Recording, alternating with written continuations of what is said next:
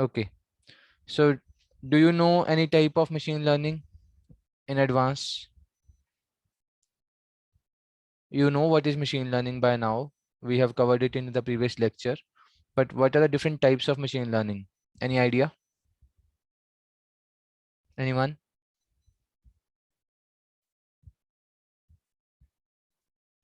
Let's see. So different types of machine learning are mainly there are three types: supervised, unsupervised, and reinforcement learning. And there are some hybrid learnings also. I mean, not just supervised, not just unsupervised, but mixture of those.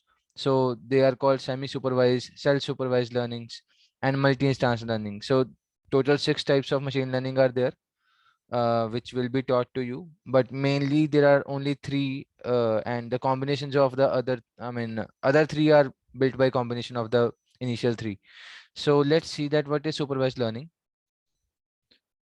Supervised learning, it occurs when an algorithm learns from examples data and associated target responses. So in the yesterday's lecture, I gave you one example. I will use same kind of example. Let's say that we want to know that if it will rain or not.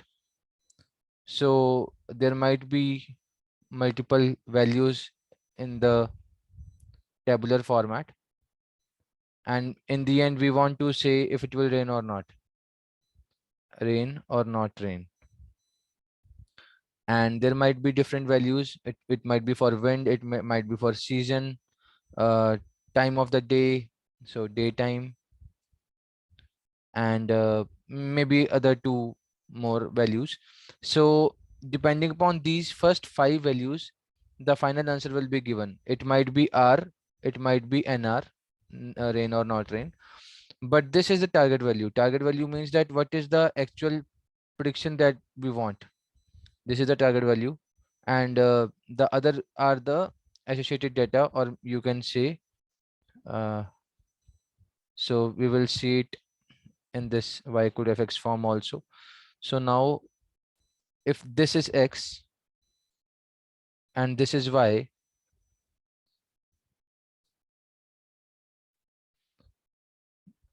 we will use the values of x as function, and the final answer of y will be get from these things. So this is how this x and y has been written in this statement. It means that the first five things in this first five columns are the x, and the final output is y, the target value is y. Okay. And the goal is to approximate the mapping function. Now we yesterday also talked about this, that in the end the goal is that how are these x values linked with each other, so that we can get this final answer. It may be R, it may be NR, or it may be 1, or it may be 0, right? So for binary, I will use 0, 1 in future. And it is similar to human learning under the supervision of a teacher, right? I mean, it's just that you have the supervision, like you have a supervision of the teacher during your examinations, or maybe while giving your uh, test or something. But in machine learning, if the y value is given, if the target value is given, it is supervised learning. If the y value is not given, in case we don't have this final column, we only have these first five columns, and we have to get the things out of these five columns, and we have to get our target value on our own. We don't have it initially, so that is unsupervised, but we will see it later. But for now, it's just that the clarity is that input variables are x and the output variable is y. Depending upon these things, we can get the values. Now in supervised learning also, there are two types of problems: classification problem and regression. Classification problem, I have been talking about since last two lectures now. Yes or no, 0, 1, small, medium, large. So multiple classes are there. It might be two classes, it might be 10 classes, it might be 100 classes. That's classification. But regression means that you have to give a value, give a maybe real number, which might be a continuous function, which might be mapped to a continuous function. I will give you one example for regression. You know many examples for classification by now, but I will give you one example for regression now. Let's say that I want to predict the house price. House price prediction is a very famous problem. So let's say that how many rooms are there in the house, how many floors are there, is there a lawn or not, what is the size of parking which is available, how many I mean, is there a market nearby? So there are multiple factors, right? And based on these factors, you can say that the house price is maybe 50 lakhs or maybe 1 cr, and you might be I mean, getting the values like this also, 50 lakh and 40,000, something like this. And the other one can be 1 crore, 1 lakh, 20,000, something like this. I mean, I'm just saying that it can be a particular number. It might be an integer form, it might be a floating number, but it's not that we can make the brackets out of it always. If we are having only three types of houses which are having the value 50 lakh, 1 cr and 1.5 cr, then it is a classification problem because there are only three kinds of values. But if you have these kind of numbers, it can be any number, right? Depending upon these five values, house price can be any number. In that case, we say that it is regression. So in regression problem, the input variables are mapped to a continuous function. So these are the input variables, the first five columns, and the continuous function is that, I mean, this is the house price and we want to develop a continuous function for this to get the value. Now, example I will give you again. So one of the example is credit scoring. And in credit scoring, you must have heard about credit score in terms of maybe cred or anything. So there are multiple credit card companies these days. They rank the person based on how early the, I mean, if they are paying the loan on time, so how much time they are taking, how much loan they try to take, and what is the frequency. So there are multiple factors, right? And I mean, based on some factors, we get some rating. Maybe credit, I will say credit rating. So if so they say if your credit rating is above 750, it is good. And if it is below 700 and maybe below 600, then it depends for getting the house loans also.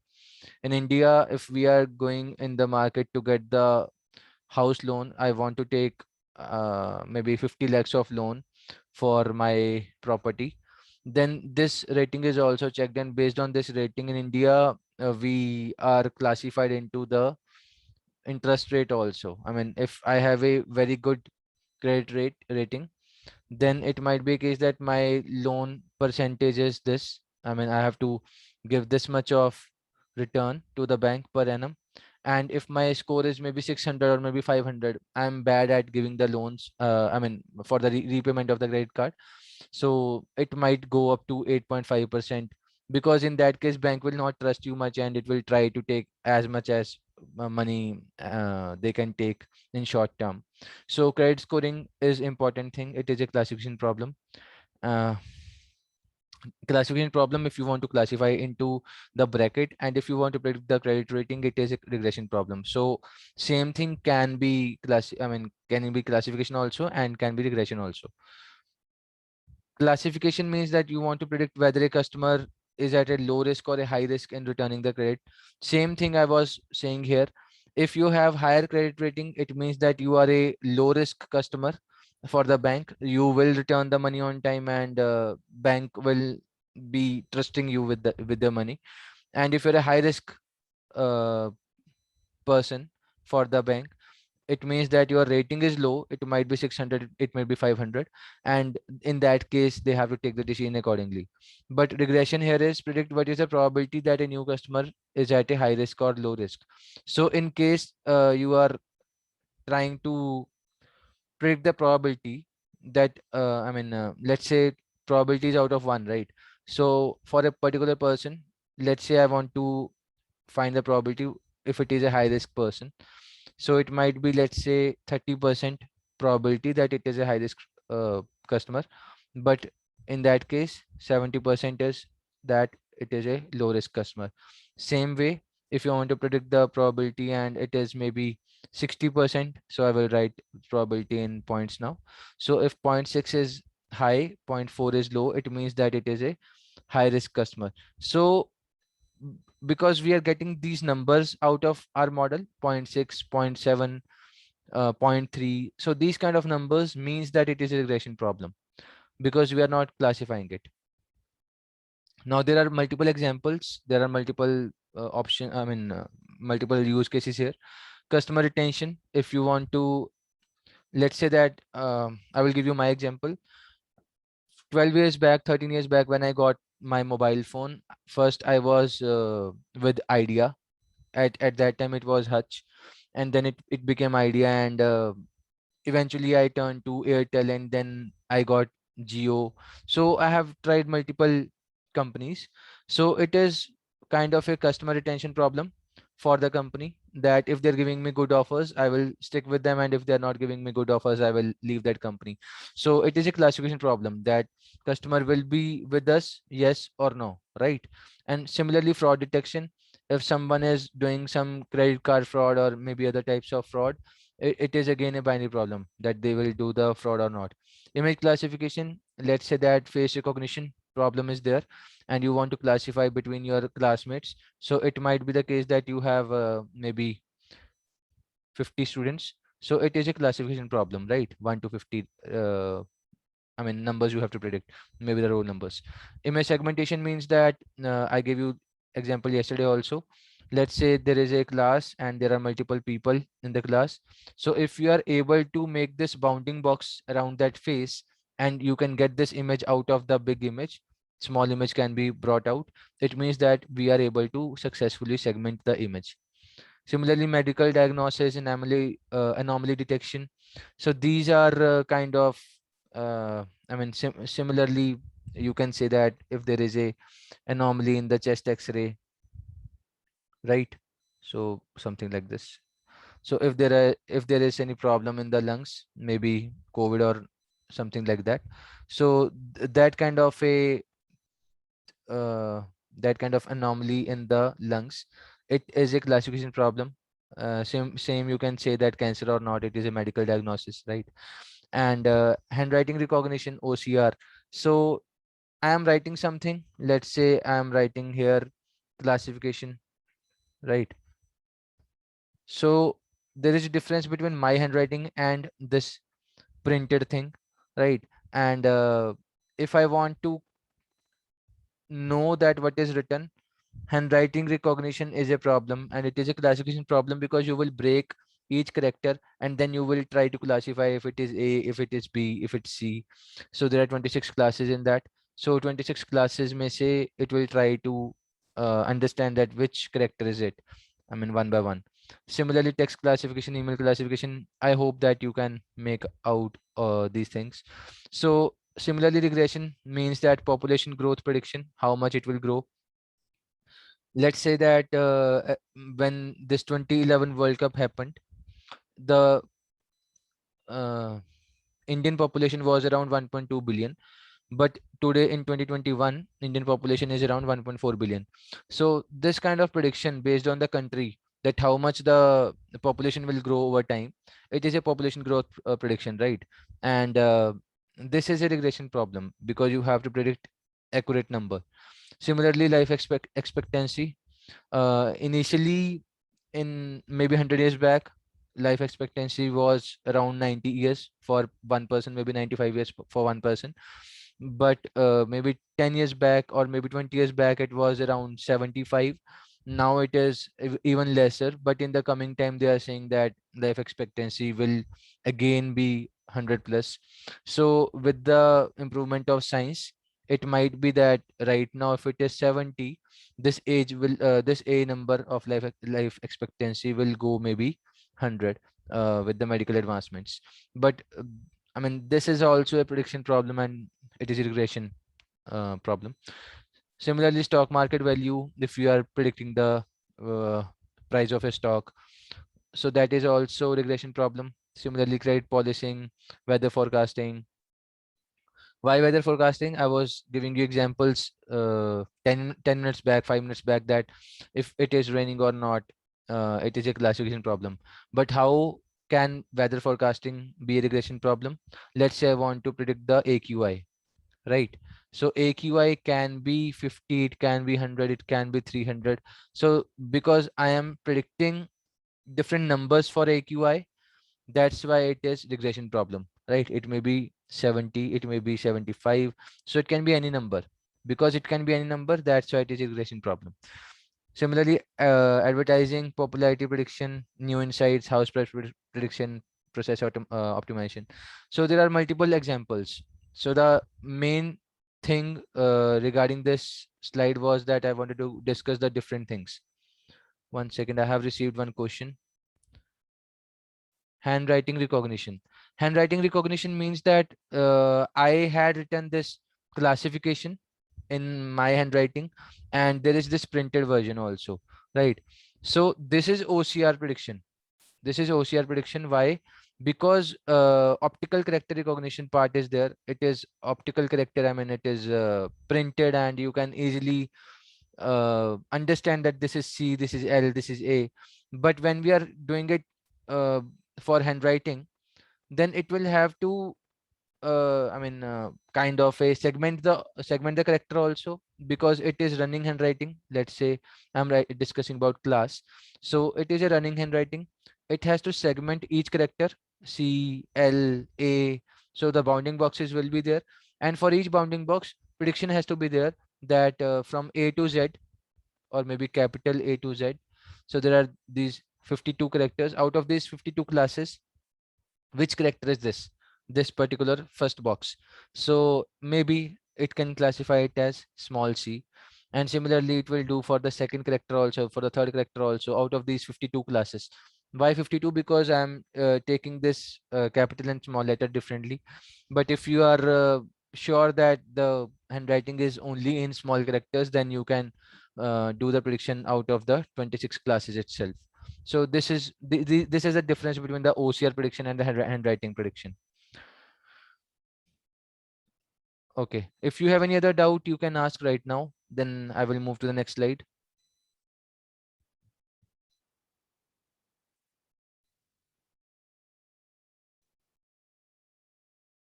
Okay. So there are multiple classification algorithms, and the ones that are bold here, we will be studying that in our class in the coming sessions. So this is Bayesian classification algorithm, in which naive Bayes is there, Gaussian naive Bayes, multinomial, Bayesian belief networks. Maybe Bayesian belief networks and Bayesian network we will not be studying, but for I mean, I'm sure that I will be discussing about these first three Bayesian networks. In decision tree, CART model, ID3 model, and C4.5 model. This one also we will be discussing. So the first three models I will be discussing in detail. We will be learning that how these works, what are the advantages and disadvantages. uh, I mean, in case of decision tree itself, why this cart came, what was the advantage of ID3 over cart, or maybe why was cart better than ID3, which one came first, which one came after. So those kind of things we will be discussing, along with their technical differences and the workings. Instance based means that I will be, I mean, in this one I will be discussing about the KNN, k nearest neighbor, in detail. For the example purposes, I have put the other three also, so you must know different names. Kernel based, we will be discussing about the linear and non-linear support vector machines, and these are non-linear only. Polynomial, Gaussian, these are non-linear, and these are kind of a extension of soft SVM, so we will be looking into that. Sigmoid and hyperbolic functions, I mean, we will not be going into the detail, but I'm sure that I will be taking lectures on linear SVM and non-linear SVM. After that, for neural networks, I will be discussing about ANN, DNN, artificial neural network and deep neural network. CNN and RNN, I will not be going into the detail, but if the time allows, I will be discussing a bit about CNN also. So logistic regression and random forest will also be discussed. Random forest will be immediately discussed after decision tree because it is extension of decision tree only. Logistic regression I will be discussing about, as the first classification model when we will be learning. I will be, in fact, now after this thing, after this lecture, we will have to cover data preprocessing techniques, because we should know that how to handle different kinds of data, how to process them by removing all the noise and make them as good for our training purposes. Then I will be coming to linear regression. First, I will be discussing about linear regression and maybe some variation of that. And then I will be coming to logistic regression and the other classification models. Similarly, in this regression, I will be discussing least square regression, linear regression, logistic regression. So, uh, I mean, I will give you one small homework for today. What you can do is, this logistic regression has regression word in it, but it is used for classification. It is a binary classification algorithm. The question to you is that if it is a classification algorithm, why is it called regression? Okay, this is the question for you. So these three will be discussed in detail. There are other things also: stepwise regression, multivariate adaptive regression splines, and this LOESS. So there are multiple regression algorithms, but you have to know these three, one, two, three. These will be talked in detail. Let's talk about unsupervised learning now. Unsupervised learning occurs when an algorithm learns from plain examples without any associated response. So previously I was saying that we have these four values, and based on it, we have to get the fifth value, which was maybe rain or not rain. But in this case, this part is missing. We have only these four values, and you have to make sense out of that. So this is the meaning of the first sentence. After that, these type of algorithms determine the data patterns on its own and restructure the data into something else, such as new features that may represent a class or new series of uncorrelated values. The goal of unsupervised learning is to discover the pattern. So I will discuss this thing in detail with the examples in the coming slide. But I mean, if you have any doubt in this statements, you can ask. As unlabeled data is more abundant. So this means that in this real world, maximum data that is being uploaded on internet, it is kind of not labeled. I will give you one example. I mean, it's a choice of the content creator if they want to add the tags on their YouTube video or not, yes or no. And in case they are not adding any tags to their video, the video searching becomes difficult, right? And if there are tags, it becomes easy to if you search for something, and that video will come on the top if the keywords are correct, which are with the associated with that video. So there is this unlabeled data abundance on internet, and getting it labeled is a paid process these days. Let's say that there are 10,000 videos of sports. In fact, there is this very famous data set called 1 million sports. Something like that. There is this data set in which there are 1 million clips, maybe 2-second clips and maybe 3-second clips, very small clips of different games. And you have to classify, you have to recognize that which game is it by watching just 2 seconds of that video. You have to tell if it is cricket, if it is a baseball, if it is a hockey. That kind of a thing. So uh, in that case, if the dataset is not labeled, then it becomes very difficult to get that data to be you can say classified by manual effort, because manual effort is paid. So have you heard about AWS? Anyone? What is AWS? Have you heard about this term?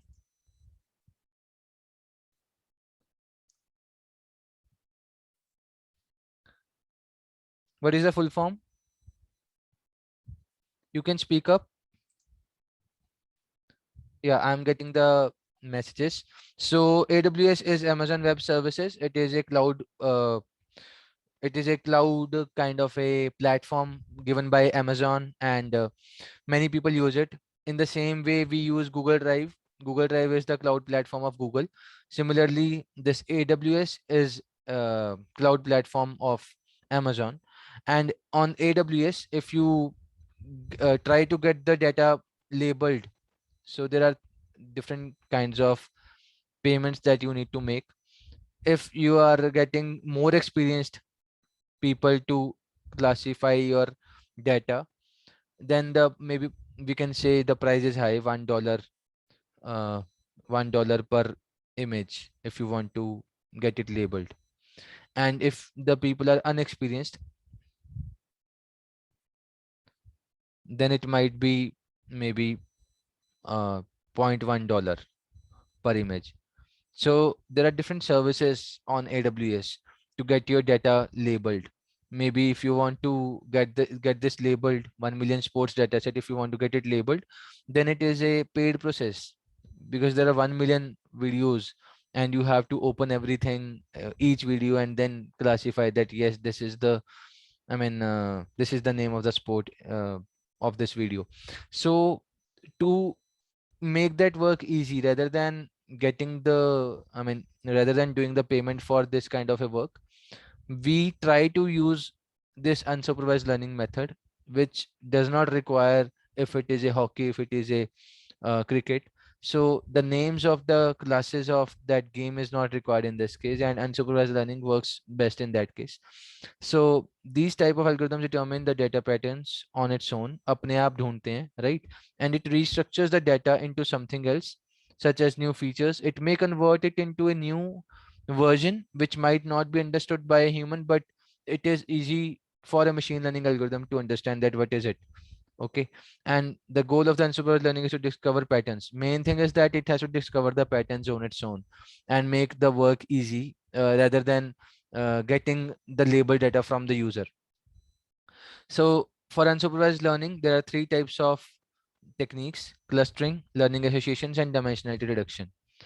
So I will come to each one by one. Now, what is clustering? Clustering means that, let's say that there is this data, maybe this thing, and maybe this. So rather than classifying each image or each data point in the data, you are classifying it into clusters, that if it is on if it is in this range, if it is in this range in terms of x and y, then it is a star. And if it is in this range in terms of again x and y, then it is a minus sign. So this is the kind of cluster that you are making to make your job easy. I mean, obviously, now this is a very easy problem. I have made them far from each other. But if it is not understood by a human, by a naked eye, it may be converted by the model to a different uh, dimension. I will be discussing that into the third method in the dimensional reduction. But for now, I will only say that we are making clusters to make our job easy. If it is in this range, let's say if it is in x1 to 4 range, then it is a star. And if it is in the range of 5 to 9 in terms of x, it is minus. So this is a clustering problem, right? Clustering is the task of dividing the population of data points into number of groups such that the data points in the same group are more similar to the other data points. And in the, I hope you understand this point. So in simple words, the aim is to segregate the groups with similar traits. So this is how clustering works. I'm just giving you the example to understand it. And there are multiple examples also for this: market segmentation, target segmentation, recommender systems, article clustering. Article clustering means that based on the keywords you are, I mean, you're classifying it into the sports or maybe politics. So based on the keywords only, these days Afghanistan is in news. So maybe for an Indian newspaper, Afghanistan comes under the world section. And similarly, yesterday India won the uh, test match in Lords, and it will be classified into sports according to today's newspaper. So I mean, classifying or maybe clustering it into a group, it means that it is a clustering algorithm for our news section. And similarly, for this biology, genome clustering, city planning, speech recognition, there are other methods. I mean, there are other examples also, but I will now go into the detail of speech recognition. How can you say that speech recognition is a clustering example? I mean, uh, just saying that if it is a male voice and a female voice, or maybe the name of the person 1 2 3 4 5, so it is a classification problem. It is a very easy thing to understand in terms of classification. But how is speech recognition a clustering example? Can anyone talk about it?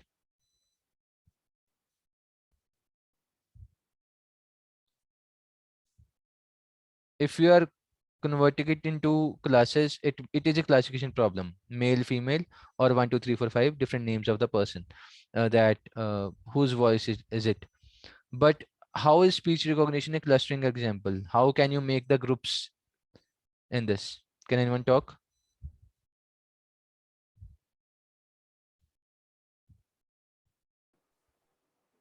Mail voice और female voice sir age groups divide करके अगर कर दें। Speech recognition में तो generally we have audio. So let's say that I am giving you MP3 file, and you have to recognize speech of that person. Now, how will you say that this is a clustering example rather than classification example?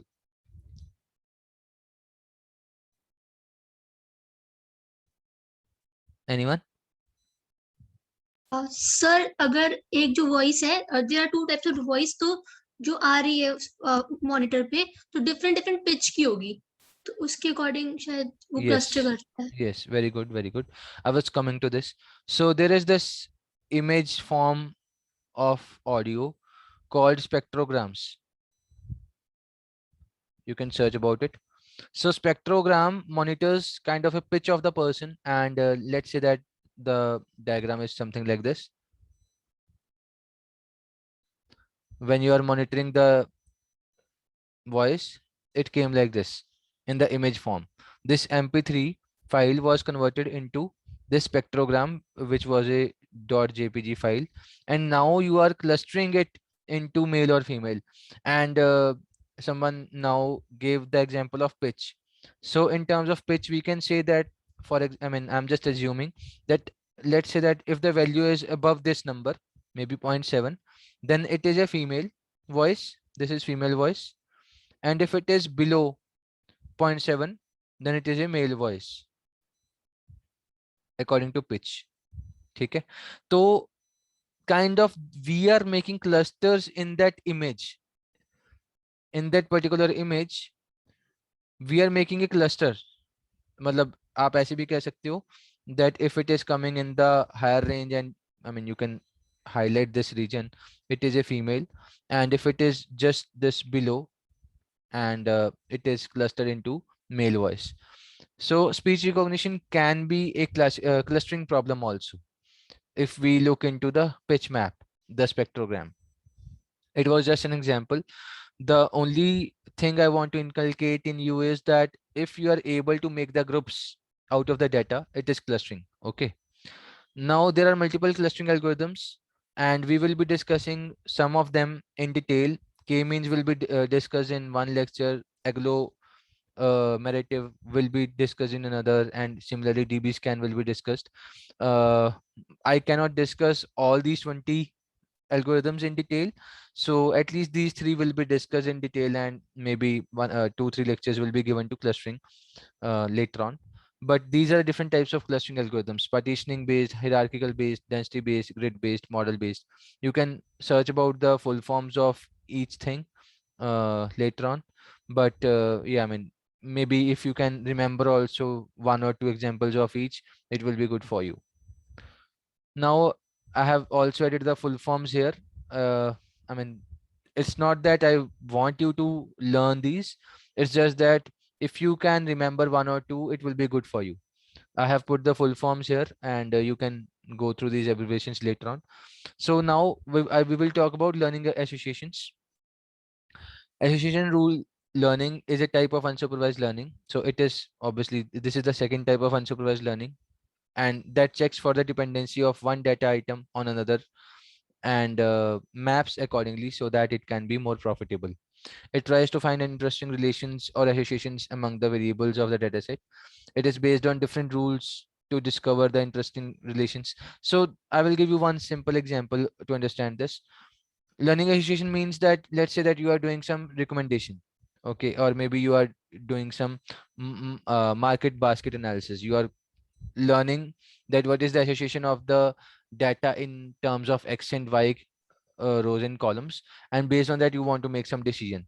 Okay, so that is kind of a learning association. You are trying to make the logic out of that. So there are multiple types in which I will be discussing these two in detail in the coming lectures: a priori algorithm and FP growth algorithm. These are the two main learning association algorithms, and there is this third one also. I will not go into the detail, but for just information purpose I have put that. So these are the three different learning association algorithm examples. Now dimensionality reduction. There are some keywords that have been highlighted in this slide. Let's talk about first this curse of dimensionality. Can anyone tell what is this? Have anyone of you heard about it? What is curse of dimensionality?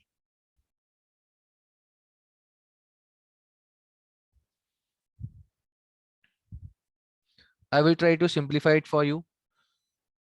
You can visualize this straight line on a page using your pen and paper. Why? Because it is two-dimensional, right? And even if it is three-dimensional, you can make XYZ dimensions and you can still visualize that. And on a computer, you can maybe with some software visualize it in 3D. But what if your data is maybe 4D, maybe 5D, maybe 1,000 dimensions? So what are these dimensions? I gave you example earlier for weather dataset. So if I was saying that there are these 5 columns and then you are telling that if it is raining or not, it means that these are the 5 dimensions of your data. This first 5 columns are your 5 dimensions of your data, and you cannot plot these 5 dimensions on pen and paper or maybe even on a computer screen. So in that case, we need to reduce it into maybe 2D version, and then we can plot it like this. Okay, so just bringing that higher dimension into lower dimension so that we can visualize it and we can understand it better. It means that we are doing some dimensionality reduction. There might be a case that you are losing some information when you are bringing the data from 5D into 2D. Obviously the values will not be the same. It might be different from the original data set. It's not, I'm not saying that you are converting, I mean, I'm not saying that if you are having 5 columns, you are just picking 2 and you are leaving the other 3. You're not doing that. You're not doing that. So this is not the case. I'm saying these 5 will be converted into new dimension. It will be converted into new dimension. It may be 2D, it may be 3D, and not a single value will be what we say rejected. Okay, every value will be used to generate this new data. So this is the dimensional reduction, and it is often desirable to reduce the number of input features. Why? Because when you are having a feature space which have lots of values, large number of dimensions, it will impact your machine learning algorithm. I will give you one small example again. Now let's say that you have 5 dimensions, so it might be the case that you have this equation x1, maybe not this time and not like this but like this: x plus x square plus x cube plus x raised to the power 4 plus x raised to the power 5. So this is a x to the power 5 equation, versus you have only 2 dimensions. It will be x plus x square. Obviously this one will be solved faster by machine learning algorithm or mathematically in the computer. So by reducing the dimensions, you are also making your process fast.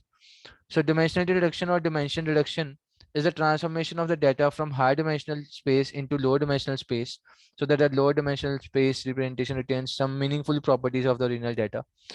I mean, we are not losing any value, we are just converting it into new shape, so we are retaining the properties. Okay. And this has many applications such as structure discovery, big data visualization, noise reduction, signal processing, speech recognition. So dimensional reduction is very helpful, and we will be working on them in practical also. So there are these two types I want to discuss: feature selection and feature projection. So there are these are the two classes of dimensional reduction. Feature selection means that we are selecting some features. I mean, it's not that you are converting these five into these two every time.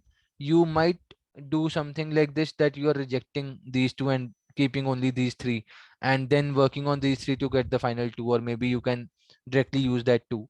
So feature selection means that you are getting the features out of the original dataset itself without changing them. But if you are changing them, if you are converting the original five columns into new kind of two columns, and you are not discarding any value, then it is feature projection, because you are using each value but you are just converting it into a new space. So I will be discussing SVD, PCA, LDA, these three in detail. Other three methods are autoencoders, tsne, and umap. These are the also other three methods for doing the feature projection, but in our syllabus I will be discussing these three: SVD, PCA, LDA. These three are very important mathematically also, and from a dimensional reduction problem point of view also. Now I will be talking about reinforcement learning. We still have 5 minutes and I will try to wrap up the session. Only few slides are left. So reinforcement learning, I will give you one example first and then we will understand the definition. Reinforcement learning means that let's say that this dog is sitting, and you give this dog the reward of biscuit if it is moving outside with you. If it is going to walk with you outside your home, then you will give the dog the biscuit, otherwise you will not give the biscuit to the dog. So this is kind of a reward the dog is getting for going on a walk with you. So this is reinforcement learning. In this case, biscuit is the reward. Okay. And action is that the dog is going to walk. This is a action, converting your sitting into walking state. I mean, you're changing the state, right? You're changing the action, and dog is the agent. So agent is responsible for getting the reward based on their actions. So this is kind of reinforcement learning principle. Reinforcement learning is an area of machine learning concerned with how intelligent agents ought to take actions in an environment in order to maximize the notion of cumulative reward. So in that case, environment was moving outside the home, right? Home or not home. So that is the environment.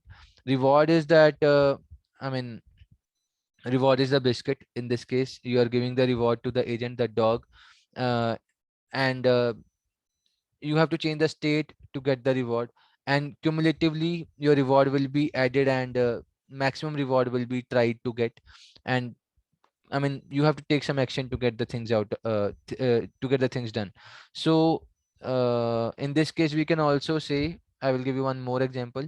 Let's say that I am training my self-driving car, uh, and this car needs to go to the road, but obviously in the simulation environment, because it might do some accidents in beginning. So let's say that we are doing simulation of a car, and if it is hitting the person in this simulation, if it is hitting the maybe roadside or maybe tree, or if it is not stopping at the red sign, then you will maybe deduct 100 points. And if it is working fine, and if it is stopping at red point, and if it is I mean, if someone is coming in front of the car, if it may be a dog, it may be a person, so it is able to recognize that something is in front of me, I will have to stop. It applies the brakes, you will give 100 points extra. So after some time we will see that what is the reward, total reward kitna hua. If it is maybe plus 1000, it is a good thing. If it is minus 1000, it is a bad thing. So this is the reinforcement learning. You have no supervised learning. In this case, you even have no unsupervised learning. Your agent does not know that karna kya hai for now, but with some actions your agent will be able to understand that yes, this is good, I'm getting something out of it if I'm doing like this. So the agent tries to do that thing again and again to get the maximum points and maximum rewards. So this is the concept of reinforcement learning. And reinforcement learning is studied in many disciplines such as game theory, control theory, operation research. I mean, many things are there, many types of reinforcement learnings are there. And there is this Q learning, model based learning. So these are the algorithms of reinforcement learning. In model based learning, there's this value iteration, policy iteration. And this Q learning has also one more variant, DQ learning, double Q learning. So I mean, if you want to go into the detail, you can try to find it. Temporal difference learning. So these are the different types of reinforcement learning algorithms. Semi-supervised learning. Uh, Only 2 minutes are left, so let's not move ahead today. I will continue to in the tomorrow's lecture from this slide, and we will discuss the semi-supervised learning, uh, self-supervised learning, hybrid, all the hybrid learnings. And then also I will be discussing about the ensemble learning, multimodal learning, so all those kind of things. If you have any doubt till now, you can ask. We have 1 or 2 minutes to handle that, otherwise I will end the session.